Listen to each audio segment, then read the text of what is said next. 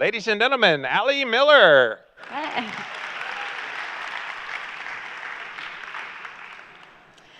All right, so I am going to talk to you all about food as medicine, using keto as the first layer of your wellness process, and then how we can kind of take things 2.0.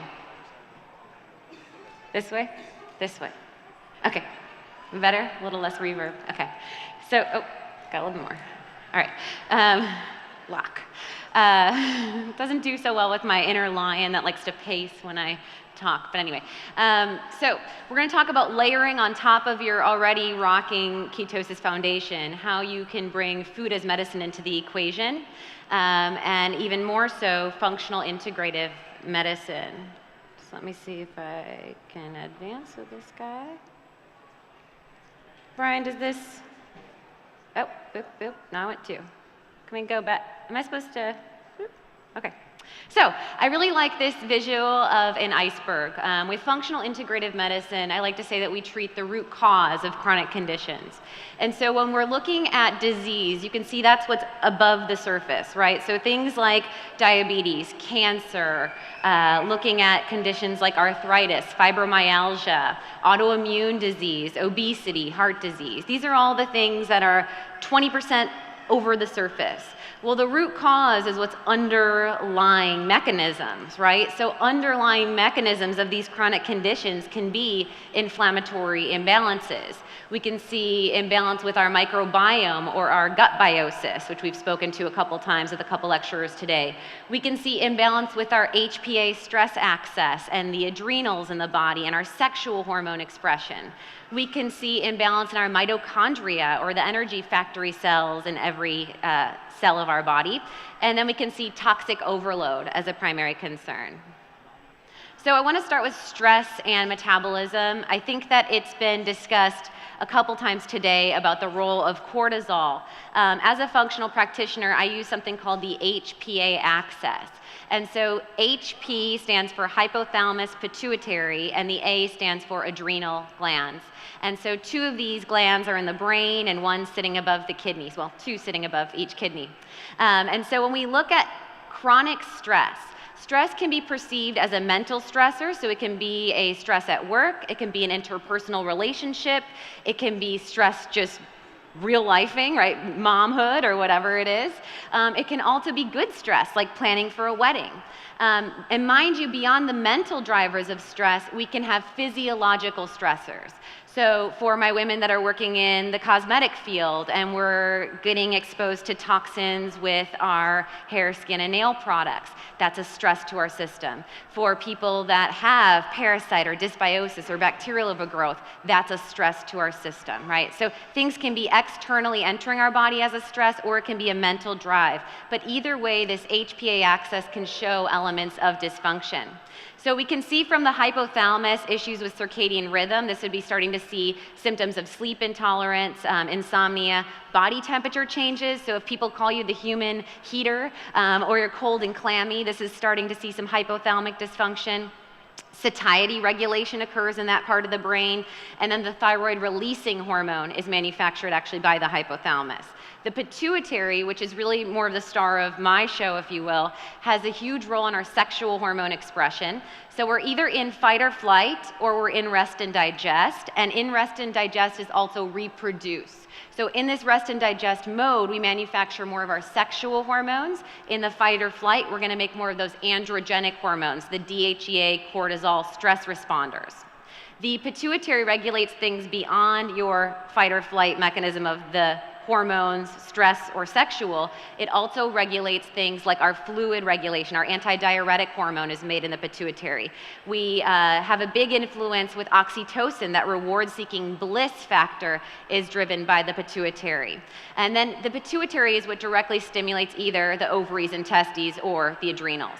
In the adrenal side of things, the adrenals have a cortex and medulla, and in the medulla we make all the fun feel-good neurotransmitters like our dopamine, norepinephrine, and epinephrine, our adrenaline that some of us are running on. And then in the cortex is where we make those steroid hormones, the DHEA and cortisol. And those are the ones that have a bigger influence on our inflammation and our immune system's response.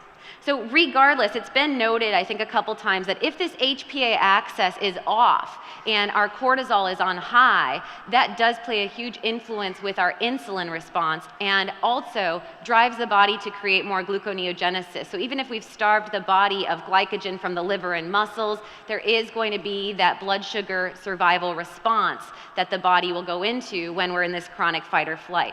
And that can interfere with our weight loss success or our ketogenic success in general.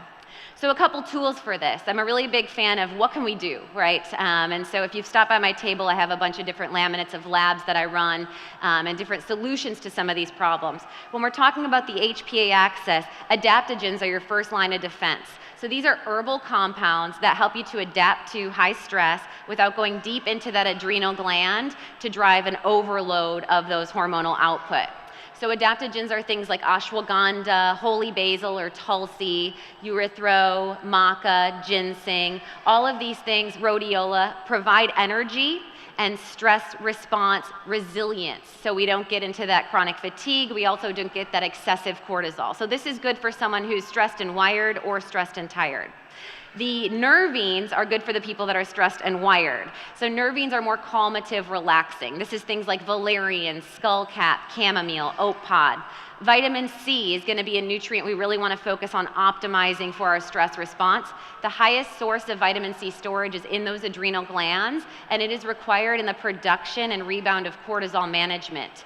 So getting ample vitamin C in the diet, especially in light of removal of course, a lot of the carbohydrate-rich sources, we're looking at getting our ample leafy greens. Bell peppers are a great source of vitamin C, and you can use moderate amounts of citrus, of course, in your water and such in your cooking and as an alternate to vinegar. And then probiotics are big too. So those first three are featured in a compound called Calm and Clear that I'm a big fan of. It has these nervines, these adaptogens, vitamin C, and then L-theanine, which helps to modulate the brain chemistry. L-theanine is like a blanket for your neurotransmitters. It's what's seen in matcha. So matcha's been very trendy. You can do, instead of bulletproof coffee, bulletproof matcha in the morning, 2 teaspoons of matcha green tea powder with your coconut oil or MCT oil and ghee. Blend that up with a little bit of ginger and you'll have a really nice zing to start the day. L-theanine is a blanket to your neurohormones, which helps to drive your alpha waves, which are seen in concentration, focus, and meditation. I use L-theanine in a supplement form to get children and adults off of Vyvanse and Adderall, different ADD type medications, and it allows concentration and focus without agitation and anxiety. So a really unique compound there. Best food source being matcha. Probiotics are key for stress response. And probiotics are important because 80 to 90% of our serotonin is manufactured along the GI tract. And so probiotics are nature's Prozac. As much as you can incorporate probiotic-rich foods into your diet, that's going to help with your neurotransmitter response, which in turn helps with your stress access management. And then fats, of course, are important, as is lifestyle elements, mantras, mindfulness, surrendering to the flow, if you will. And I like to use 4-7-8 breath, which is in for 4, hold for 7, exhale for 8. That's Dr. Andrew Weil's approach to harness the wild stallion of the brain. And there actually is a big nerve that goes from our brain stem to our colon, the vagus nerve. And this is what really drives that parasympathetic, sympathetic nervous system response in the body. By practicing that 4-7-8 breath, 5 to 8 cycles of that actually can shift the light switch from fight or flight into rest and digest. And that's super important because even if you're eating a kale salad with salmon as your lunch, if you're under high stress, you're not making as many digestive enzymes, so you're not going to be breaking down the food particles, which means you might get bloating after the meal or feel fatigued after the meal.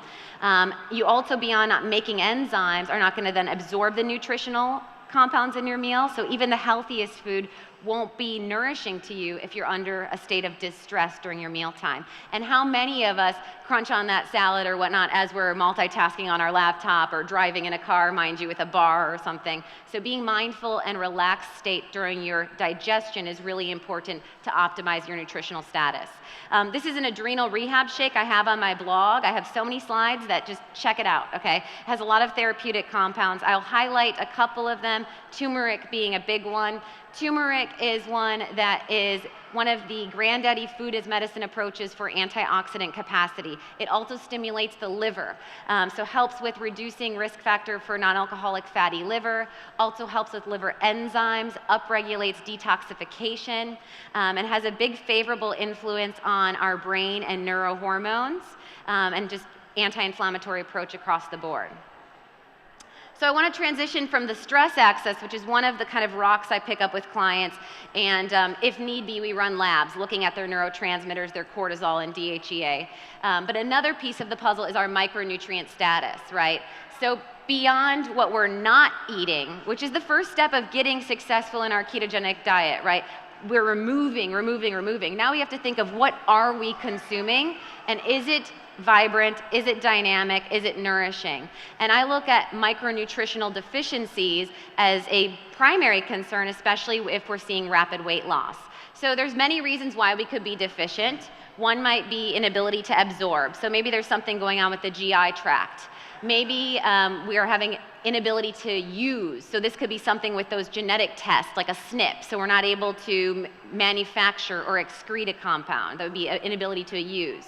We might have a medication that's blocking the utilization or absorption. So medication interaction. And then another one would be increased demand. So increased demand is something to consider if we're carrying a child, if we're recovering from injury, if we're recovering from chemotherapy or radiation. Also, if we're running marathons and exercising, or if our body has lost and metabolized a significant amount of weight, right? So this is an example of a micronutrient wheel where a symptom is in the middle, and all of these different nutritional compounds can drive expression of that condition.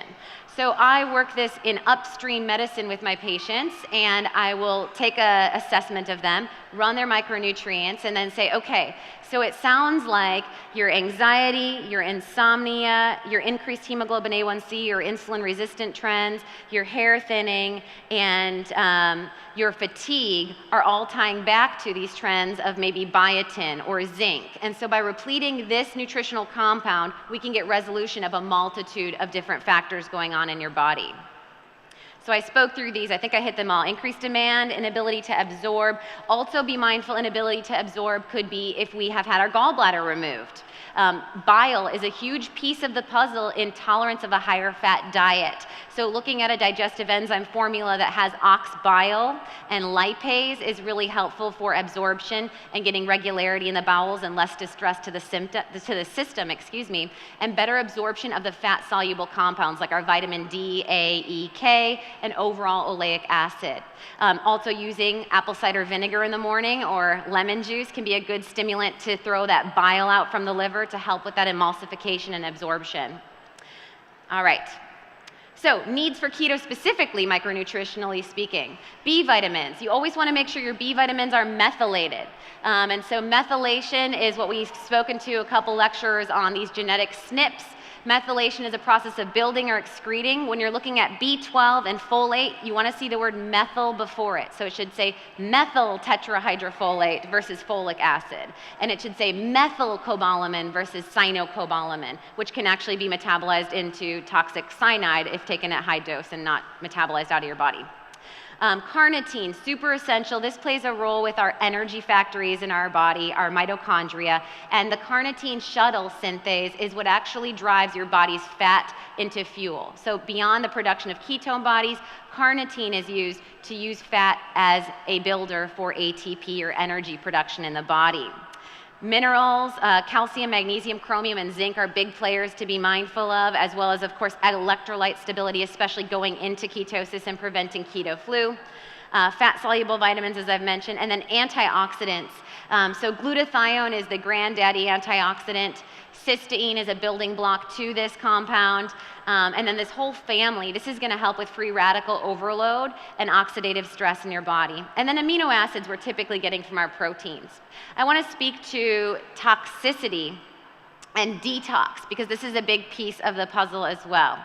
So when we're talking about doing a cleanse or a detox, There's many different perspectives, and that word is unfortunately washed around, I think, inaccurately often. There are two biochemical processes of a detox. So one is phase one, which is actually the release of the stagnation of toxins in your body's fat stores. You have to actually upregulate the release of toxins to start a detox. Going into a fasting mode or calorie restriction is going to upregulate that autophagy, the ability of your cells to regenerate and actually recycle the good parts, get rid of the old part, which is a great step. But you also need therapeutic nutrients to actually therapeutically detoxify your body and support the liver and kidneys. So we're actually looking at things like milk thistle seed, particular B vitamins, and compounds that stimulate that liver bile flow. Phase two of your detox is actually more important than phase one. Phase two is where we get encapsulation and excretion of those toxins that were upregulated and released. So we've seen in research with cancer, people that have elevated phase one enzyme activity with inadequate phase two activity tend to have more free radical overload in their body and higher trends and correlation to cancer, because they're actually breaking down and releasing the toxins, but not encapsulating and excreting those toxins. So important things to consider. And in our diet, we are overfed yet malnourished. We are typically taking in too many calories with an inadequate micronutritional status, right? Dead foods, processed foods, foods that leach minerals and vitamins out of our body versus provide. And so we know that the diet can be a double-edged sword. It can be a piece of the solution or a piece of the problem, right?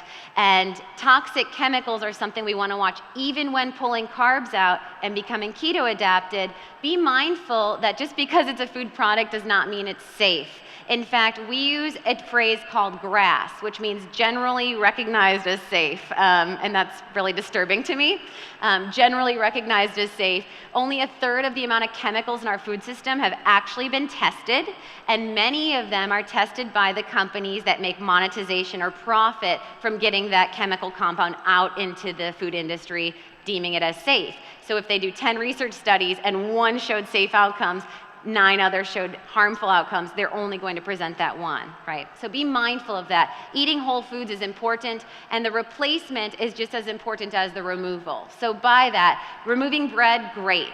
What are we having in its place? Are we getting spiralized zucchini? Are we getting our leafy greens? Are we getting the mineral-rich compounds? So food is medicine for detox, cruciferous compounds, I3C compounds, glutathione, your onion family, so the sulfur-containing compounds, all big drivers in that encapsulation and excretion. DIM is something I've spoke to a lot of you about. This helps with excreting excess estrogen from our body fat. And when we're upregulating our breakdown of fat as fuel with ketosis, we're getting a lot more estrogenic properties in the body. So diindol methionine, or DIM, helps to detox that estrogen from the liver and the colon.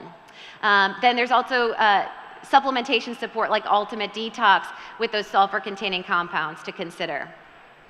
So clean eating really goes back to eating real food. Is this my down 10 or my? I'm good. Okay, good. I'm like, I got a lot more. Okay.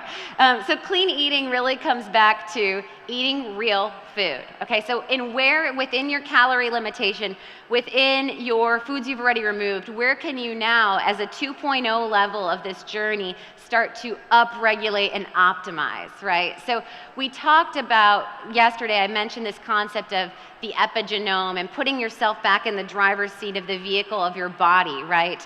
Rather than being dragged by the bumper of the vehicle of your body. And so we're probably feeling good today, but we're here because we want more. We want to feel better. We've gotten a taste from crappy to mediocrity or excellence, and how can we take it to that next level? And it comes with eating nourishing whole real foods. So we do see beneficial compounds in our plants, phytonutrients or plant-based antioxidants, but we actually see more bioavailable nutrients in animal forms because the animals do the work for us.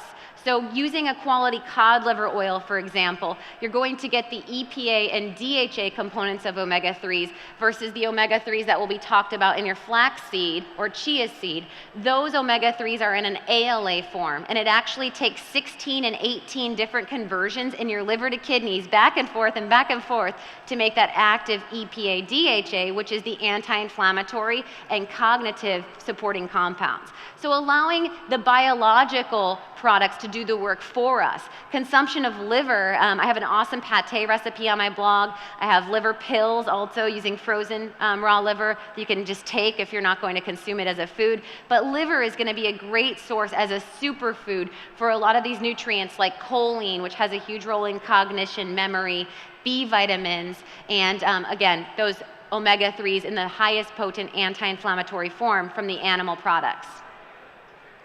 Also wanted to speak to for a moment organic versus non-organic and conventional. So as much as you can, we've talked about the Environmental Workers Group Dirty Dozen list and the Clean 15. And so when we're looking at that, we're wanting to manage organic where there's higher toxicity rates. And to consume organic does increase your vitamin C, does increase other phytocompounds like quercetin, which can help with histamine reactivity for both food sensitivity as well as upper respiratory distress. You're also going to see higher amounts of kaempferol, all of these just being tipped at the tip of the tongue of research on how these antioxidants work in the body. So maximizing your antioxidants will be seen with doing a variety of preparation forms, cooking, roasting, sauteing, massaging raw. Adding acids and fat to everything you consume is going to increase the absorption of minerals and antioxidants. And I want to speak to a little bit on a couple success stories, and then I'll take some Q&A. So this is a client of mine, Lori. She was a colon cancer survivor. And so when she came to me, she had a part of her colon removed during her procedure. When they identified the cancer, they removed a part of her colon. She also did chemotherapy and radiation. She was put on a low residue diet, which means high carbohydrate diet. And so she was put on white bread. She was put on soft starches. Her blood sugar was out of control, and she was having a lot of symptoms. She was having severe neuropathy. She was having anxiety. She was having leg cramps that were so bad because remember, your colon regulates your electrolytes, right? So she was having leg cramps that were so severe that she was waking up in the middle of the night just pounding her leg with Charlie horses. She was having 12 to 15 bowel movements a day with loose, urgent stools. And she was fearful to eat anything nourishing. She was fearful to eat raw vegetables. She was even fearful to eat proteins because they were too harsh on her system. So we started her off with an elimination diet. I did use an MRT blood test for her, which looks at 150 different foods and chemicals. I'll show you an example of that in a moment. And so we used that like a GPS of Lori's body to determine for her what were her anti-inflammatory and pro-inflammatory foods. And believe it or not, lettuce was a red on her panel. So it made sense that she should not be eating those raw compounds. And it wasn't just the structure and the mechanical, it was actually lettuce was having an inflammatory immunological response in her system, driving inflammation. So when her body got lettuce into the bloodstream, she had an osmotic response of bowel urgency. The body immune system threw water and out it went, right? We also started her on a ketogenic diet. And with that, I started her on digestive enzymes, one with lipase and bile to help to support the fat absorption and utilization. I did the micronutrient test on her because of her neuropathy and the severe cramping and the anxiety and insomnia that was going on. We started her on alpha lipoic acid, which is an antioxidant that coats your nervous system, so it coats your myelin sheath. Good news for all of us is that ALA, alpha lipoic acid, is very high in red meat. And so eating grass-fed beef 3 to 4 times a week can be a great supporter of that compound. We started her on a sublingual B12 so that she could absorb the B12 directly under her tongue and not have to absorb it in the colon, right? And that helped a lot with the neuropathy symptoms as well. An overall B complex with methylated Bs, and then a form of, Maria alluded to, magnesium. Megglycinate is the form of magnesium you'd really want for neuromuscular relaxation and support. So I started her on a product called Relax and Regulate. It has magglycinate, which helps again with neuromuscular, so that stress we hold in the shoulders as well as we hold in our GI tract. So this does not cause an osmotic stool softening effect. It actually helps with the relaxation in the peristalsis or the pumping of our digestive system. So that it actually allows for motility in that sense. And then it's the more bioavailable for our nervous system. Inositol was also in that formula, which can help with anxiety and insomnia. That's why the formula is called Relax and Regulate, because it's both relaxing and regulating. Inositol also has been shown in research to help with PCOS and lowering excessive testosterone and DHEA in women that are androgenic. We started her on a probiotic as well because after having the removal, this is an image as I'm speaking of the MRT test and kind of what it looks like. We started her on a probiotic supplement as well so that we could re-inoculate her good gut microbiome to help to create balance and reduce the inflammation in her body and also help with that regularity and support her immune system again after all of the distress it was from with the chemo and radiation. So awesome results. We saw weight loss of 35 pounds. Her regularity went to 2 well-formed movements a day. She saw an improvement in energy, resolved neuropathy and leg cramping, electrolyte repletion, and improved sleeping and quality of life. One of the pull quotes I'll say is, I feel better than I've felt in a decade. So that's Lori's story. I think I had a couple, but I nailed it down to 1. And this is my last 5. Okay, I'll give you 2 more slides and I'll take a Q&A, so if y'all have any questions. So I just want to speak a little bit further to probiotics and the concept of dysbiosis or bacterial imbalance, because I think that's kind of been buzzed and we've heard about it in some way, shape, or form. So probiotics truly translate to for life. The World Health Organization deemed probiotics the first line of defense as we're seeing this rise of antibiotic resistance. So in the idea of standard medical care, something's wrong, remove it, right? Well, we're trying to understand how to work with the body as a functional approach. So there's imbalance, how can we address the imbalance and rebound versus just kind of band-aid the system? And so when we're working with probiotics, we're actually trying to adjust the chemistry of the biome, the microbiome in the body, the living compounds. So 3 to 5 pounds of us today, each of us, is of bacterial matter, right? And when we add good bacteria to the tank, we want to be slow and steady. When we're looking at supplement forms, I generally recommend a 50-50 blend of lacto and bifido strains without the whole gamut of these multi-strain, 10-strain, what have you. Getting the targeted 2 most well-researched compounds is a good place to start. And then slow and steady, meaning if you're starting with 15 billion cultures, you might work your way up to 60 billion.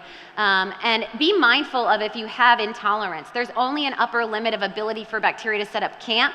So if you add a good army and there's already an established bad army in your system, you may get a battle, and that's an indication that you probably need to plow the fields or do some form of a candida or bacterial cleanse before you can actually get utilization of those probiotic strains. Otherwise, you're just creating that battlefield effect. Food forms of probiotics are going to be our miso, our pickles, our krauts, kimchi, yogurt, whey fermentation, which you can take the liquid of your yogurt and pour that into things like salsas and actually have probiotic-rich salsa. Raw cheeses and fermented cod liver oil are all great forms of probiotic foods. And again, probiotic is nature's Prozac. A cup of culture a day is really what we're looking at to really keep the doctor away, right? Versus that apple. So beating the bloat, if you're noticing intolerance to bacteria, I use a kind of 3R approach with treating the gut. And I think Dr. Cole touched on this as well. So we look at removing the irritant. So like with Lori's irritant was foods and chemicals. So we did a blood test to remove her from consuming those compounds. Remember the lettuce, right? So we might look at removing the irritant as something that we're consuming, or removing the irritant could be something biological, something that has set up camp in your system that we need to eradicate and kill off and remove. So we might use things like oregano and aromatic oils to upregulate apoptosis. We might use berberine to stimulate the bile flow and be antibacterial, antiviral, antifungal. We want to restore optimal function once we've removed the irritant. This could be with use of enzymes and probiotics. And then we want to rebuild the gut lining. So once we've used that GPS panel of the MRT test to identify what is your reactivity, we want to seal the tank. Bone broth, collagen, gelatin, these are all excellent food as medicine fuel sources to line the villi of the gut and heal that leaky gut. And then considering glutamine as a supplemental form to help to line the GI tract. We want to starve off, of course, the bacteria. So if people aren't willing to go keto, a minimum of 60 grams of carbs, but if you're already in keto, beautiful, stay at your 30 or less, and you're going to have less fuel to feed the bacteria because bacteria love sugar. And then we remove any forms of vinegar and fermented foods in the beginning of the cleanse because we want to be able to kind of starve off versus be feeding as we're going through the process. So just some resources for you. I have a cookbook back there. We work here, for example, we're working in the I3C, the indole 3 carbanols in the broccoli and kale base of this broccoli Dijon chicken. Note that it's bone in, skin on, right? We want higher fat cuts. We want a balance of dark meat with our light meat that actually balances out our amino acid distribution in our body. Super important to get the dark, rich, collagen, tendon type stuff in our diet. Pesto turkey meatballs, your lycopene and carotenoids are going to be much more richly absorbed if you can cook them in a cast iron. Cast iron and iron absorption is enhanced by vitamin C as well, so it's a good synergy that you're getting of absorption of minerals and antioxidants and nutrients. My cauliflower chowder is just a nice option for comfort food. Again, getting those I3C compounds from your cruciferous and detoxifying compounds from the onions. Broccoli cheddar frittata. And this is just resources for you. So I have my cookbook. I have a virtual practice where we can come to my table and we can talk about any questions you have, access to labs, and then check out, I have a podcast, Naturally Nourished, and I'm available on Instagram and all that stuff as Allie Miller, at Allie Miller RD. So follow along and participate in the journey. Thanks.